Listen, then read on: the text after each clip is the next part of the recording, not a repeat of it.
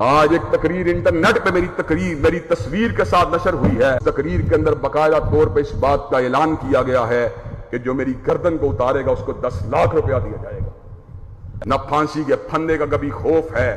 نہ سینے میں لگنے والی گولی کا خوف ہے، اس لیے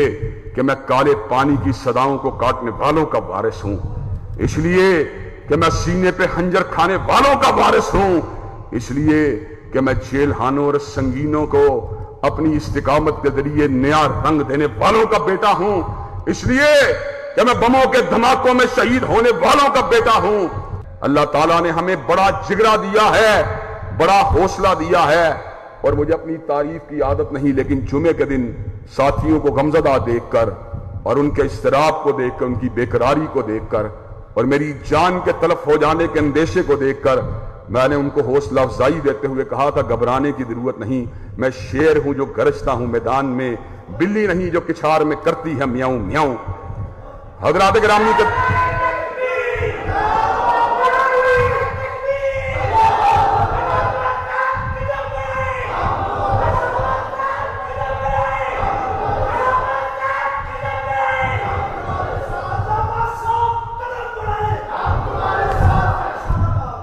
حضرات گرامی قدر، اور آپ کو پتا ہے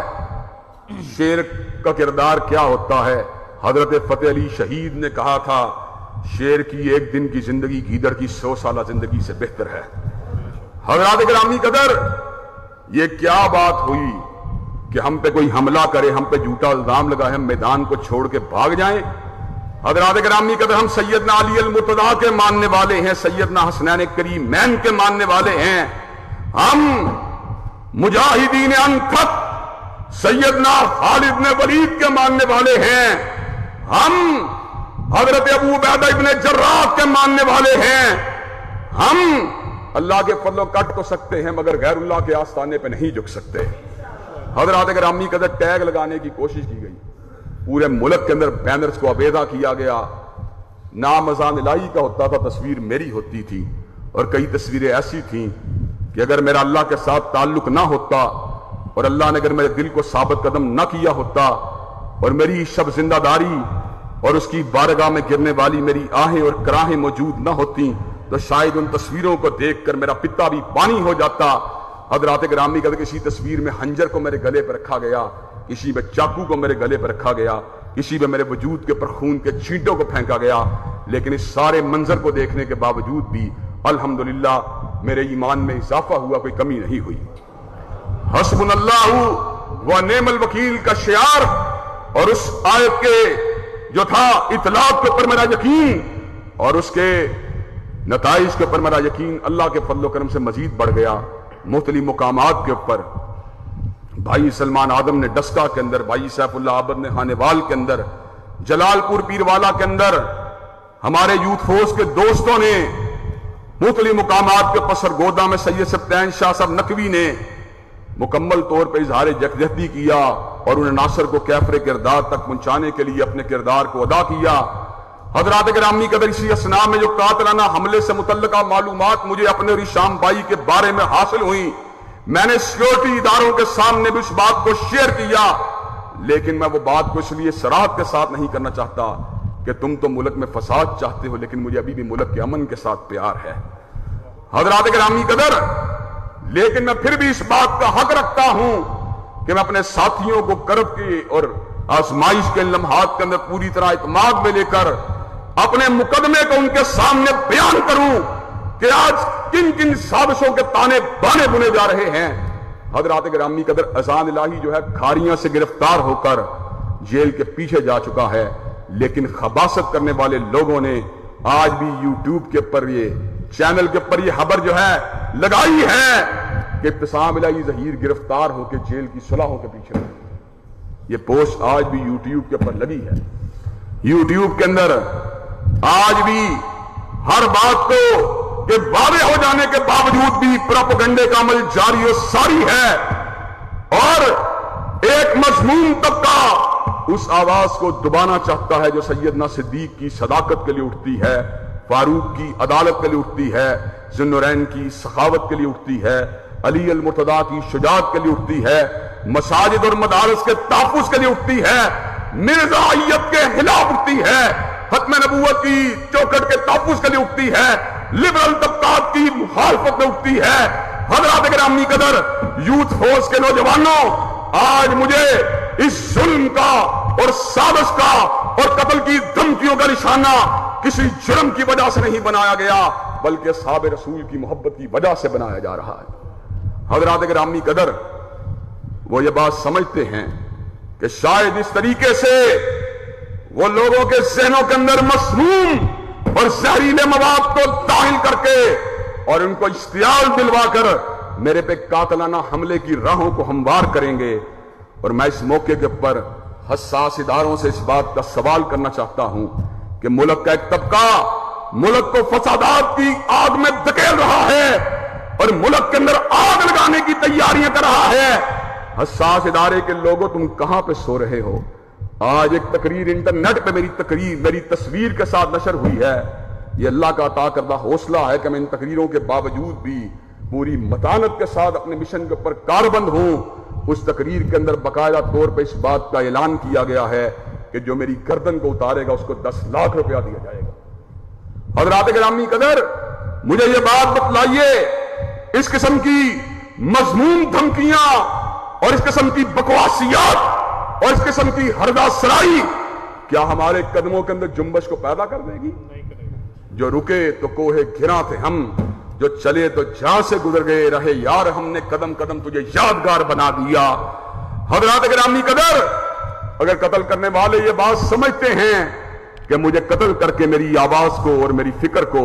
اور حضرت علامہ شہید کے مشن کو دبا لیا جائے گا، تو میں ان کو یہ بات بتلا دینا چاہتا ہوں، تم مجھ کو شہید تو کر سکتے ہو، لیکن قتل گاہوں سے چن کر ہمارے علم اور نکلیں گے اس شاخ کے قافلے جن کی راہ طلب سے ہمارے قدم مختصر کر چلے درد کے فاصلے۔ حضرات گرامی قدر، اللہ تعالیٰ کے فضل و کرم سے نہ ہتھکڑی کا ڈر ہے، نہ پھانسی کے پھندے کا کبھی خوف ہے، نہ سینے میں لگنے والی گولی کا خوف ہے، اس لیے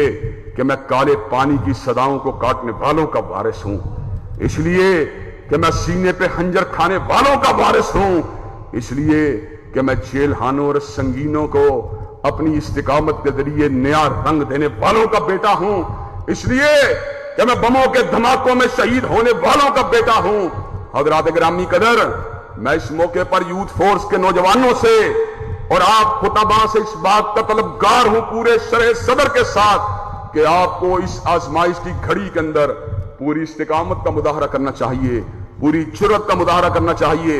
اور کردار کشی کی اس مہم کو دیکھ کر اس بات کا اندازہ لگانا چاہیے کہ دشمن کس انداز کے اندر ہمارے منحص پہ حملہ کرنا چاہتا ہے، ہمارے مسلک پہ حملہ کرنا چاہتا ہے، ہماری فکر پہ حملہ کرنا چاہتا ہے۔ الحمدللہ نہ میرے پاس ہتھیار ہے، نہ ہمارے پاس بندوق ہے، نہ ہمارے پاس گولیاں ہیں، نہ ہمارے پاس چاقو ہیں، نہ ہمارے پاس خنجر ہے، لیکن ہمارے پاس کیا ہے؟ ایتونی بکتاب من قبل ھذا او اسارۃ من علم ان کنتم صادقین قل ہاتوا برہانکم ان کنتم صادقین۔ حضرات گرامی قدر، میں اس موقع پہ یہ بات کہہ دینا چاہتا ہوں، ادھر آ دلبر ہنر آزمائیں، تو تیر آزما ہم جگر آزمائیں۔ حضرات گرامی قدر، یوتھ فورس کے نوجوانوں کی جہاں پر سوشل میڈیا کے اوپر یہ ذمہ داری بنتی ہے کہ وہ اس جھوٹے اور منافقانہ اور فرقہ وارانہ فسادات کے اوپر مبنی غلط پراپیگنڈے کا بھرپور طریقے سے مقابلہ کریں، وہاں پر ہماری یہ ذمہ داری بھی بنتی ہے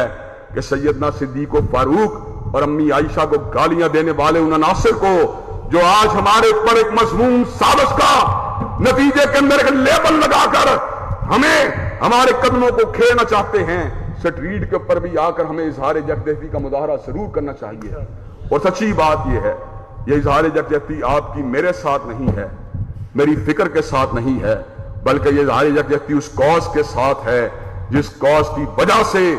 آج ہمیں نشانہ ستم بنایا جا رہا ہے۔ تو میں اس بات کے اوپر حکام بالا سے اس بات کی اپیل کرنا چاہتا ہوں کہ خیار امت کے خلاف بکواسیات کرنے والا خواہ کوئی بھی ہو، اس کو عبرتناک سزا ملنی چاہیے۔ وہیں پر میں اس بات کا بھی مطالبہ کرنا چاہتا ہوں کہ جو لوگ ہماری گردنوں کو اڑانے کی سرعام دھمکیاں دے رہے ہیں، حساس اداروں تم کہاں پہ سو رہے ہو؟ کیا تم ملک کے اندر قتل و غارت گری کے بازار کو گرم کرنا چاہتے ہو؟ کیا تم ملک کے اندر ہمارے گھروں کو نظر آتش کروانے کی سازش کو پایہ تکمیل تک پہنچانا چاہتے ہو؟ کیا تم منبر و محراب سے کتاب و سنت کے داعیوں کو روکنا چاہتے ہو؟ حضرات، یہ کارواں نہیں رک سکتا۔ یہ بنگال میں پھانسیوں کے بعد بھی نہیں رکا، یہ اسماعیل شہید کی شہادت کے بعد بھی نہیں رکا، یہ سید احمد کی شہادت کے بعد بھی نہیں رکا، یہ سید نذیر کو لگنے والے پتھروں کے بعد بھی نہیں رکا، یہ مولانا ثناء اللہ کے پر ہونے والے قاتلانہ حملوں کے بعد بھی نہیں رکا، یہ حبیب الرحمان کے سینوں کو لگنے والے خنجروں کے بعد بھی نہیں رکا، یہ حضرت علامہ کی شہادت کے بعد بھی نہیں رکا۔ ہم امن کے داعی ہیں، ہم اس ملک کے امن کو کسی بھی قیمت کے اوپر تاراج نہیں کرنا چاہتے، لیکن وہ فسادی عناصر جو ملک میں فساد کرنا چاہتے ہیں، ہم حکام بالا سے اس بات کا مطالبہ کرنا چاہتے ہیں کہ ان کو لگام دی جائے۔ کیا آپ ان کو لگام دینے کے لیے انشاءاللہ میدان عمل میں آنے کے لیے تیار ہیں؟ انشاءاللہ کیا آپ اپنا کردار جگہ جگہ جہاں پر ہم موجود ہیں ان علاقوں کے اندر اجتماعات کے ذریعے، پروگراموں کے ذریعے، ریلیوں کے ذریعے اور جلسوں کے ذریعے اپنا کردار ادا کرنے کے لیے تیار ہیں؟ انشاءاللہ شب گریزاں ہوگی آخر جلوہ خورشید سے، اور یہ چمن معمور ہوگا نغمہ توحید سے۔ وآخر دعوانا الحمدللہ۔